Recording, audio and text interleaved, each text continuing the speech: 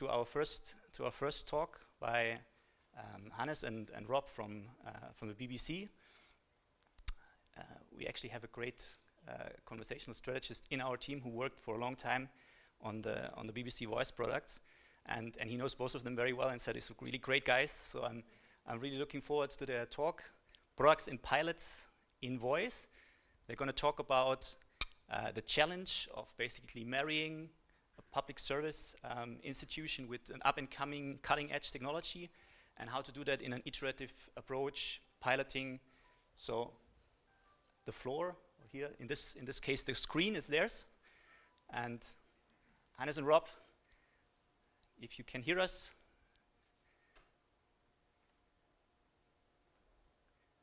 The floor is yours.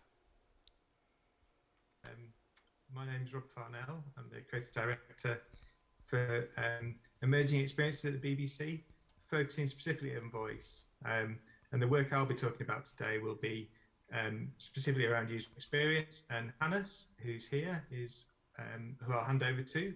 We'll talk a little bit about what he's going to talk about. Yeah, so I'm Hannes. I'm a architect within the kind of like BBC technology group. And I think it's going to be quite interesting. So Rob really brings the kind of like UX, the experience side, and I'll bring the kind of like architectural side, more the technical aspects of our work.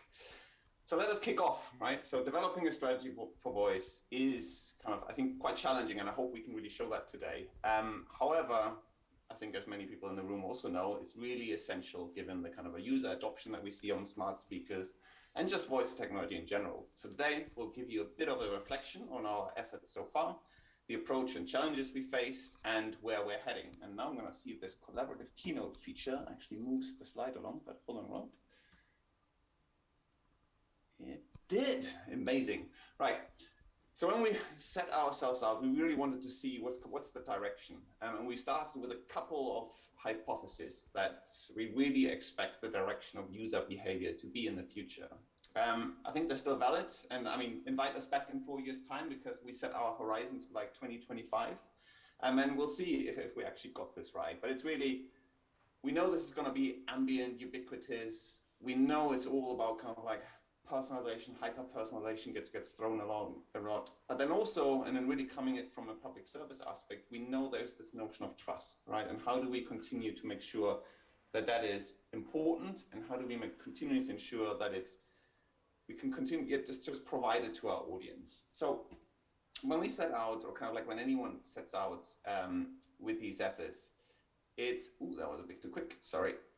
It's really critical to consider your landscape, right? There is the kind of like technical considerations, such as the plethora of devices, the functionality per device and per platform, but it isn't just a smart speaker these days, right? You're in the Apple, you're in the Alexa, you're in the Google Assistant kind of like ecosystem. But then you also have to consider your kind of like brand related aspects. And these are really quite critical for us. So there's this notion we need to maintain kind of like our brand prominence. Really critical for us is we need to exert editorial kind of control. And that's not about just producing the content. It's really about knowing where is it placed, what comes before it, what becomes after it, so that we can make sure that that adheres to what our kind of editorial policies are. There's aspects like we need to receive the attribution, right? So the user really need to credit the BBC as the source. But what we've seen in kind of like our audience research that people say is like, well, I get my news from Apple News, I get it from Facebook and all of this, which then for a public organization can become quite a challenge. And then ultimately, we need to really understand the user data. And that's, in particular in a voice environment, is a really kind of like tricky aspect. But we need to understand it, but we need to understand it according to our kind of like privacy concerns and the promises that we have. But let me hand over to Rob to give you a bit of a story, kind of like what we've been up to so far. So yeah, so far, the team formed in July 2017, and that was a little bit before my time. I joined really in September 2018. But before then, in Christmas 2017, the main skill, the BBC main skill, was launched. And over that time, we've done all sorts of things. We've created mini podcasts. We've created a BBC Kids skill, which was award-winning at the time, and that was down to its unique navigation patterns that we created specifically for children. We also We also supported the Indian elections in April 2019 on a Google platform, giving trusted news in a very interesting space. We also did some more light entertainment with RuPaul Drag Race, and that was audio content specifically designed for voice. We launched the interactive news in October 2019, and it's currently over 300,000 weekly users. We also experimented with Greg James, the Greg James quiz, What's My Age Again? And we did that as a live pilot where you could join the radio show live, play the game that was being played live, and then return back to the live radio show using an Alexa device. And then in June 2020, we launched our Beeb pilot. Now, the work was going on behind the scenes to get to that stage. And then since then, we've continued to do other pilots over the last sort of year and a bit. So there's one thing I want to call out though, and that is that Beeb, which was which launched in June, is now closed. That's something that it is because of the pandemic and because of priorities that changed within the organisation. However, the work that I want to go through, the work that we're going to talk about, is relevant in the work that we do now. So we've pivoted ultimately, and we've taken those learnings and put that into other areas. So there's still value in what you're seeing here. So the assistant. When we set out to do that, myself and the design team really wanted to understand what makes an assistant, and specifically what makes our assistant. So this diagram here goes into explaining some of that. You've got the companion architecture, how it works, the tooling for builds, and the bot framework. And as designers and also editorial and developers, we need to really understand that. Without understanding that, it changes the way that you can design and what you can design for. We also really wanted to understand, there's a real need within this space to understand and measure how things are performing, and really get those feedback loops and understand from the audience what's working, what isn't, and what's been asked for with an assistant. You've also got your organizational tone, the way the BBC comes through, and that was supported with editorial guidelines, which are the stalwart of the BBC. But ethics really starts to play a part in this, and also accessibility. How can we support our audiences in that way? For us, we were launching with a screen-based. We were launching on Windows platforms.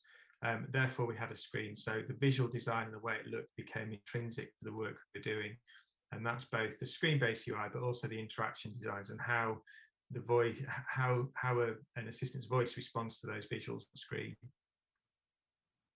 You've then got the brand architecture, the way we fit into it. And the BBC's a really complex organisation with multiple brands that supported various different avenues or platforms. So for us, that was really important to understand that, what the companion was, what the routes to market were, and also the name and the wake word. And then the persona. Now, this was a really unique thing for us to be picking up as a design team, an editorial team. And we wanted to, and I'll go into this in a little bit more detail shortly, but really within that, there's the science of conversation, guidelines, and then a writing team. So who's actually going to write for the persona and bring that character through, which I think is really what Christo was just mentioning in his opening words. You've also got conversational interactions, the way it interacts, the response types, the conversation first as a new way of designing. Instead of mobile first, we were starting to think conversation first. Situational context, multimodal and modular components. Situational context and multimodal really plays into having a screen and what can be supported on screen versus what can be responded through voice. And then content discovery. So the way it surfaces content, you've got discovery mechanisms and user need states that can help bring that content to the fore. So overall, you've got that, but ultimately, and I say at the heart of it, even though this is a ring surrounding, you've got the user, and without that knowledge, you can't really create an assistant that is of value. So this is me wanting to talk a little bit more about the persona. So really, when we set out, we needed to understand what we wanted from our assistant, and we wanted to ensure that users got a distinctive, useful and consistent experience across multiple different platforms. We were thinking more about the future rather than the launch that we were aiming for. And we want to make sure that those functional interactions or social chats, playing a podcast or answering questions about a favourite football team were always at the forefront. Therefore, Beeb had these core elements that build its persona. Now, I won't talk lots about the wake word, but the wake word was core, and it helps really preserve the brand prominence. So using Beeb was something that we came to. There was talk about multiple wake words, but I think having one that can be well understood and is used in multiple different situations is ideal. When it comes to identity, we needed to make a decision of whether we were going to be more human-like or robot-like, what the gender was, and in our particular case, we chose, although using a male voice, to have a genderless identity, one that was never referred to as he or her, and therefore gave us flexibility and scope, and also removed some of those stereotypes that exist in other assistants. What was the relationship to the BBC? What was the age of the assistant, the ethnicity, and also the accent? And they all played into its identity. And the characteristics, we wanted a warm, down-to-earth, funny, conscious, concise and effective personality. And then the expression. When we talk about expression, we need to think about how it sounds, what words are going to be used, and how it looks. So that visual branding that we talked about had to play into the connection between the persona and the assistant, and whether or not we wanted a visual avatar. And then ultimately, what it does, what's its product capabilities. Having those and understanding that allows you to build those areas. And then in terms of preference, so this is where it gets a bit more nuanced. But if you start to ask an assistant what they want, you need to be able to have answers to those things. And finally, a backstory. And even though this isn't something that is audience facing, this was for the writing team to be able to always sort of center themselves on how to respond for the assistant. And at the heart of all of that, you've got the BBC inform, educate, and entertain. So I'll pass you now over to Hannes. Rob, I think the multiplayer functionality has stopped, so can you just advance the slides when I tell you? Of course. Brilliant. So let's look at the technical architecture and what is required to provide a system like this to an organization. So Rob. So when we started, we really looked at the kind of like bot skill architecture, but we really quickly realized that this was going to be challenging to enable a consistent experience across these various different domains that we have, as Rob mentioned, news, sports, etc.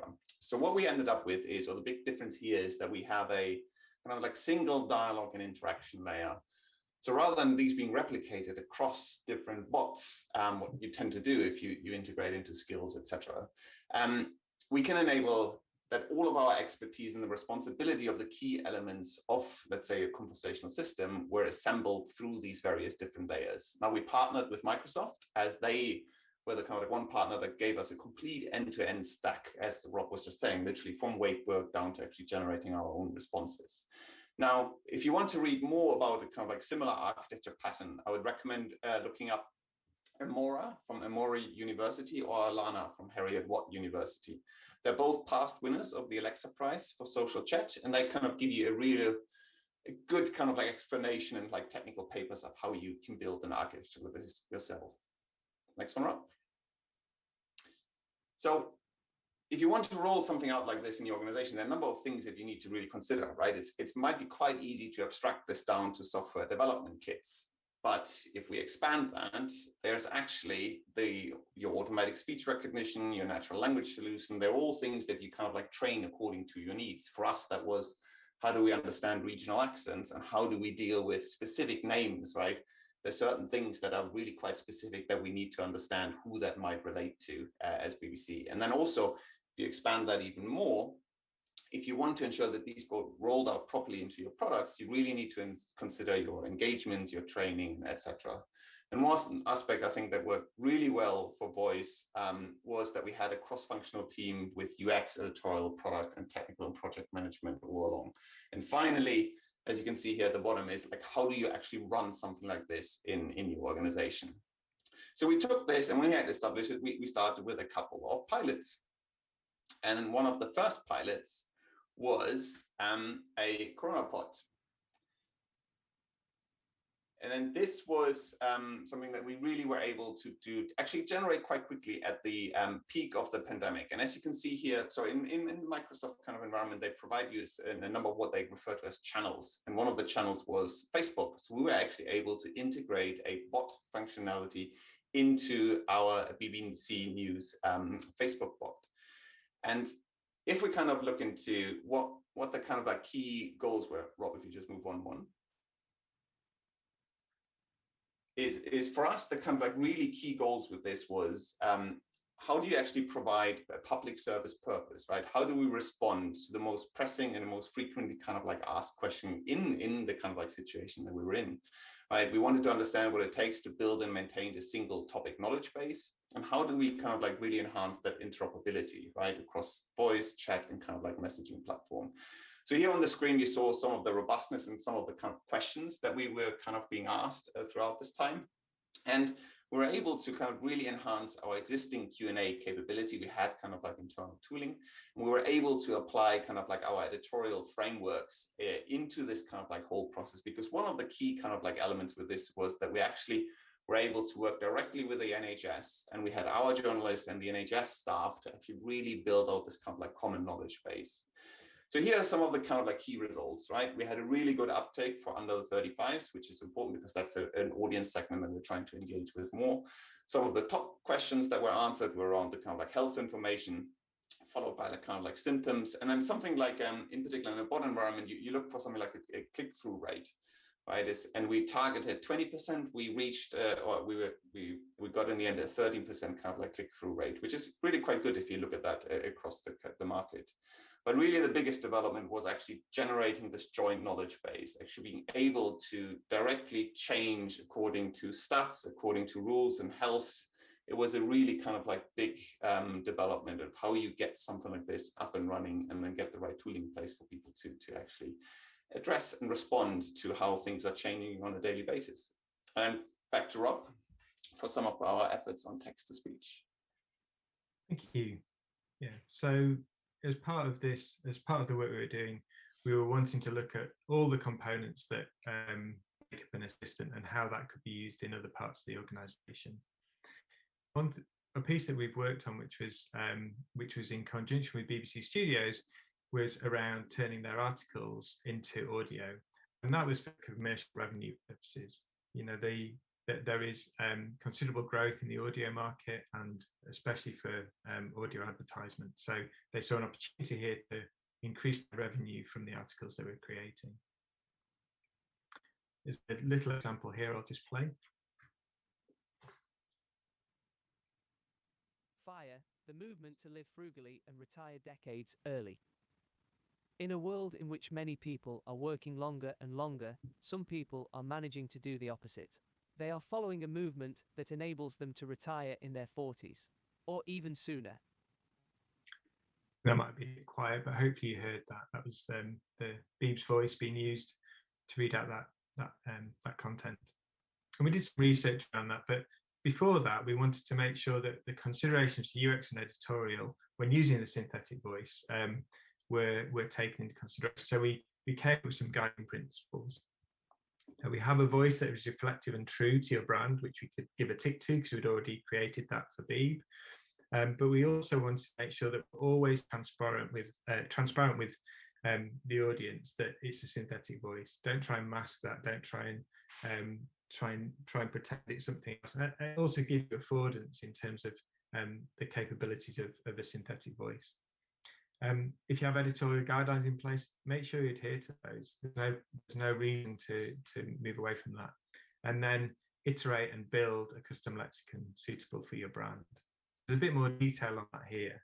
So to create the synthetic voice that we have, there's over 2,000 plus recordings.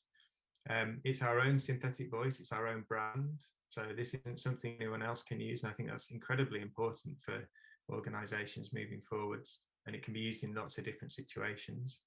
As mentioned, we have a bespoke lexicon, and we always need to be taking the analytics and audience feedback into improving that and making sure that our brands are represented through that, and that the voice can say subject matter that is important for an organization, and then always having those guiding principles, and ultimately building and rolling out new versions of the voice on a regular basis to improve it. And these are some of the things that some of the feedback we got from those initial trials.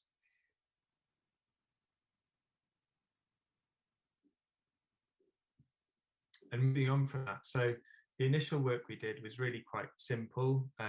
Although complex, although challenging, it was simple in terms of it was a single body of text.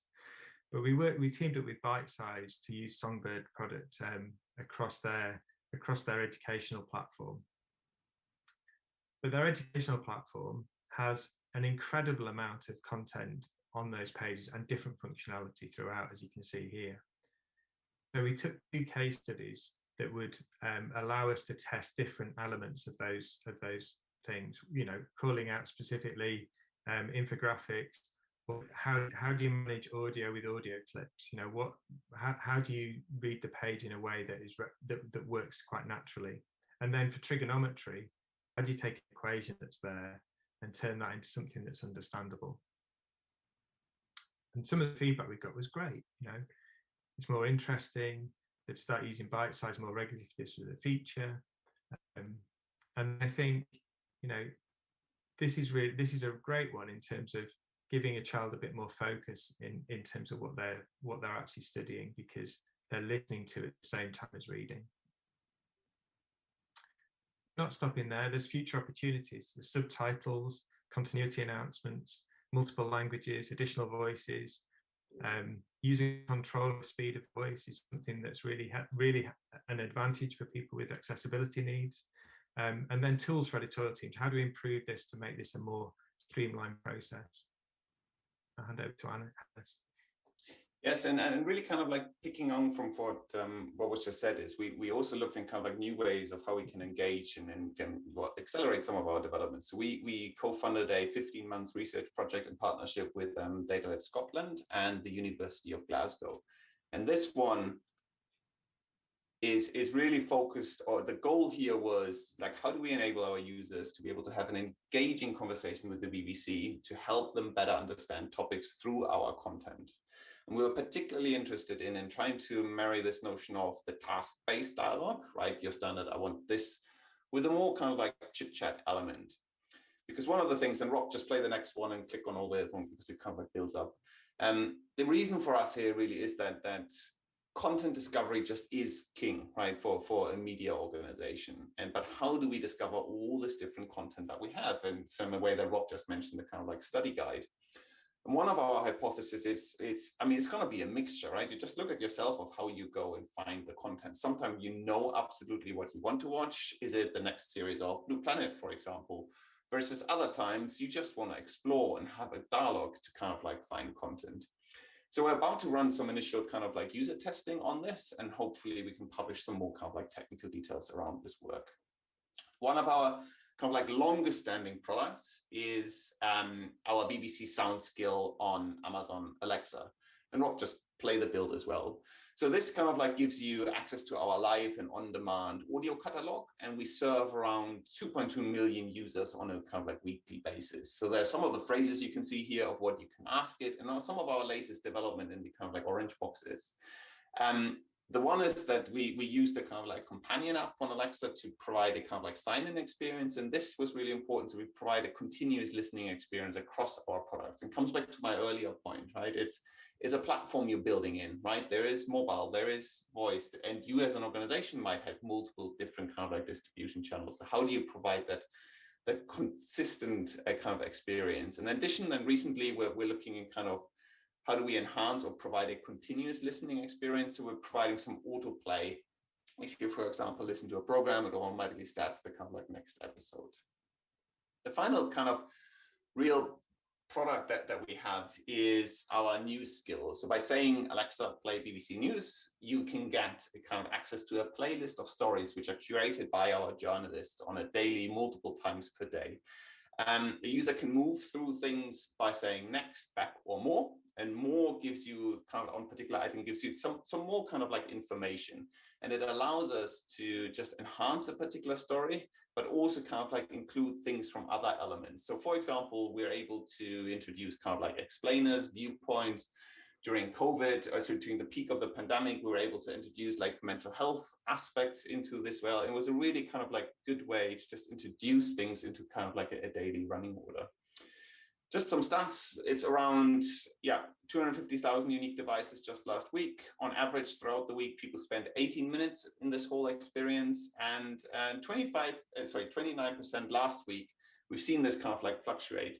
Ask for more of a story. And we're now looking at ways of how we can introduce kind of like personalization in just a number of ways in the next coming months. And then Rob, I'll hand over back to you. Finally, yeah, so this is the final piece, but just really around where are we heading with this? So working on this over the last few years has really given us some sort of questions, I suppose, around where is synthetic media going and what's that going to mean for us as an organization? You know, we'd already uncovered ethical decisions that we needed to make in the voice space, what that meant for some of the early synthetic video work we've been doing. The work, you know, the really good work we've done on the persona kept on sort of asking these questions about what was coming. So, you know, we took on a piece of research as a design team to look at the way we'd start thinking about this moving forward. So we started to look at ethical lenses in an order of a way to identify future possible future threats and opportunities. And we took a process of future casting to do this. And what this project aims to achieve is inspiration and principles for designers, editors, and policymakers, an anticipation of possible threats with suggestive mitigations and strategies, and a set of narratives that can be used to justify future design choices. What it isn't is legal advice, a silver bullet solution, or design blueprints.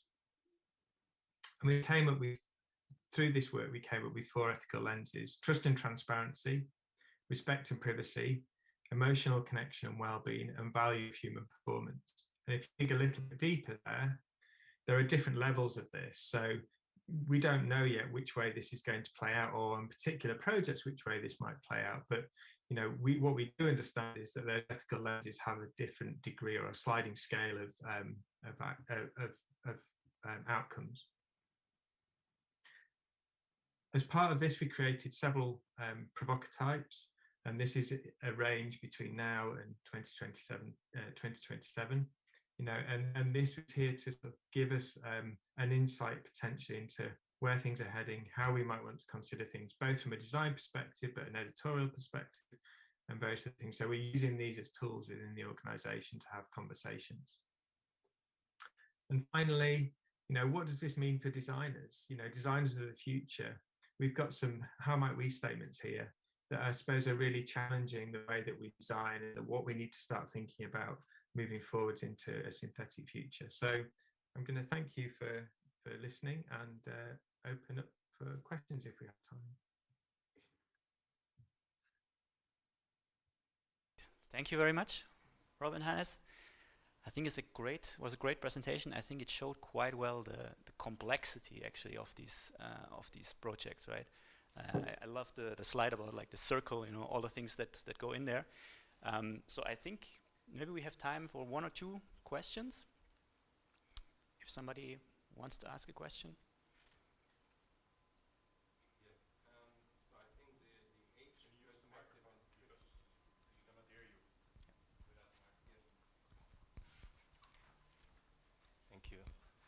So I think the age perspective is pretty interesting. So you mentioned like under 35 is the main target group. There was a slide addressing this too. But I think it's also very interesting for people in their 70s or 80s. I see it at my mother's home. She's also using Alexa, and it's going pretty well. So this is the first thing I'd like to address. And the question is, how do you see it? Because I think we are in a transition phase from search in a usual way, typing things into your computer, to voiced search or getting content in a voice or bot perspective. What is your aspect towards these things? So I can answer the age one. So the age one, I think you picked up from was from the Corona bot example, and that was the predominant age group that were kind of engaging with it. I mean, I mean, it is our remit that whatever we do, we build for all of our audiences. So we're very much looking into what it means for every kind of like age segment across the spectrum.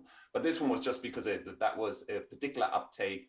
And yes, the under 35s is a kind of like key audience group, but so is kind of everybody else. Rob, do you want to pick up on the other one?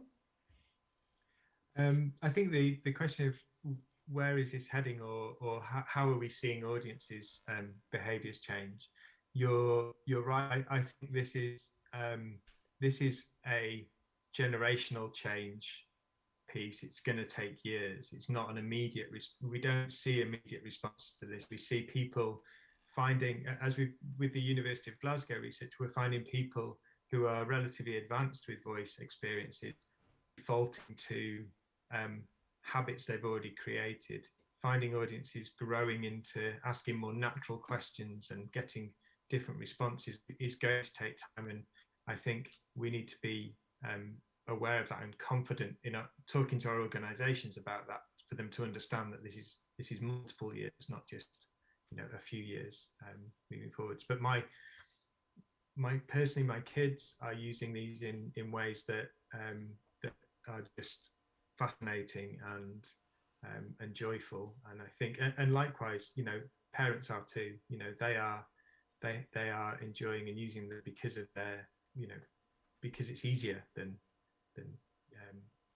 using small touch keyboards and things like that.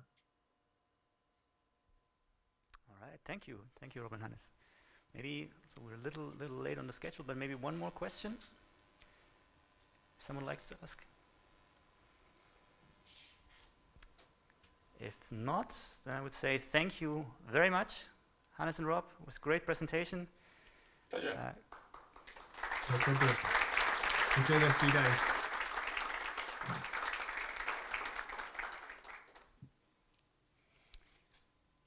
Okay. Have a great day and bye bye. All right, then we're moving on.